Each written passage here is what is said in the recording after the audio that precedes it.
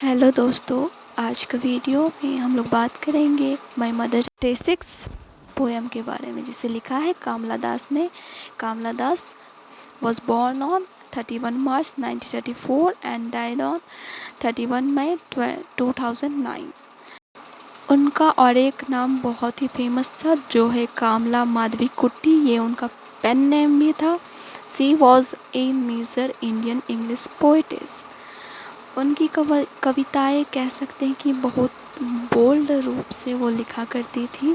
She also wrote in Malayalam. वो मलयालम में भी लिखती थी। उनकी माँ भी लेखिका ही थी। In poem my mother at 66 poets show the fear of losing her mother. तो इस कविता में उन्होंने अपने दर्द को बयां किया है कि उनकी माँ अब बूढ़ी होती जा रही है और कुछ ही समय में की मृत्यु हो जाएगी। कविता उन लोगों को काफ़ी पसंद आएगा जो अपनी माँ से बहुत प्यार करते हैं। मित्री भी अपनी माँ से करती होगी और इस कविता में उन्होंने अपनी माँ को खोने का भय दर्शाया है। ये आगे बढ़ते हैं कविता की समरी की तरफ। माई मदर एट 66 कामला दास की one of the popular poem में से एक है। कामला दास की ये पोएम जो बहुत ही फेमस हुई है, वो कवित्री रिश्तों की जटिलता को कैप्चर करने के लिए फेमस है। तो चलिए पोएम को स्टार्ट करते हैं। तो पोएम शुरुआत में हम देखते हैं कि शुक्रवार का दिन है और कवित्री जो है अपने माता पिता के घर से कोचीन सिटी के लिए रवाना होने के लिए एयरपोर्ट के लिए निकलती है और एयरपोर्ट जाने के लिए वो कार में होती है अपनी माँ के साथ बैठी हुई। तो कवित्री यहाँ पे जो आई है कविता में, तो उस आई की जगह कवित्री को हम लोग मानेंगे क्यों कवित्री ने ये खुद के बारे में लिखा है। जैसे कि morning I so my mother beside me. Car से एयरपोर्ट जाने के क्रम में कवित्री अपनी माँ की ओर देखती है जो उनके बगल में बैठी हुई थी। अपनी माँ की ओर देखती है और पाती है कि उनकी माँ का मुख खुला है और वो हल्की नींद में है और उनकी माँ का चेहरा पीला व रंगहीन देखकर दुखी हो जाती है। लाइन में कवित्री ने ये कहा है कि हर फेस एसन लाइक कॉर्पस। उनकी माँ का चेहरा मृतक की भांति पीला हो गया है। यहाँ वो शो करती है कि उनकी माँ मृत्यु की तरफ बढ़ रही है। कॉर्पस यानी कि लाश से तुलना करना उनके भय को दिखाता है। देखते हैं आगे क्या होता है कविता में। तो आगे कवित्री इस नेगेटिव सोच को दूर भगाने के लिए खिड़की से बाहर देखती है। वो शीघ्र ही इस सोच को भगाती है और विंडो से बाहर देखती है।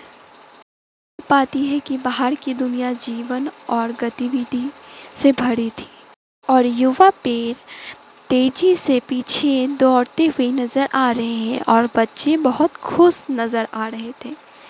ये यहाँ पे तुलना यहाँ पे किया है खिड़की के बाहर के नज़ारे को लेकर। वो युद्ध को दर्शाता है। कवित्री का जो कंपैरिजन है ट्री और हैप्पीली प्लेइंग किड्स, वो जनरली राइजिंग लाइफ और एनर्जी को दर्शाते हैं। The poet here is recalling her youth. इस सोच को तुरंत भगाती है और जब वो हवाई अड्डे पर पहुंच जाती है और सुरक्षा जांच के बाद कुछ दूरी पर खड़े हुए जब वो अपनी माँ को पुनः देखती है, वो पाती है कि माँ का चेहरा पिछले सर्दी के मौसम के चंद्रमा की तरह बेरंग और नीलीमयी हो गया है। उन्होंने अपने पुराने दर्द को बयां किया है और कवित्री कहती है, मैंने उस परिचित पुराने दर्द को जो मेरे बचपन का डर था वो मैंने महसूस किया है कि माँ अब उनके साथ ज़्यादा समय तक नहीं रहेंगी।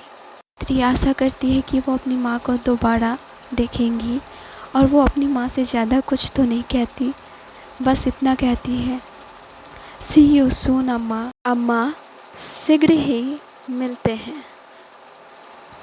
हम सभी जानते हैं कि एज नहीं जो कोई भी रिवर्स नहीं कर सकता।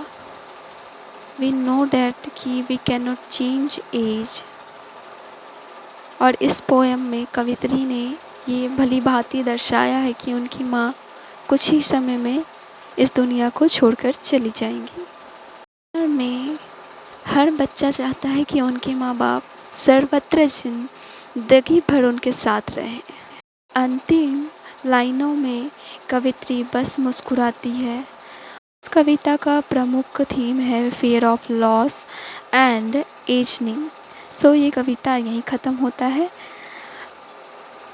Thanks for watching.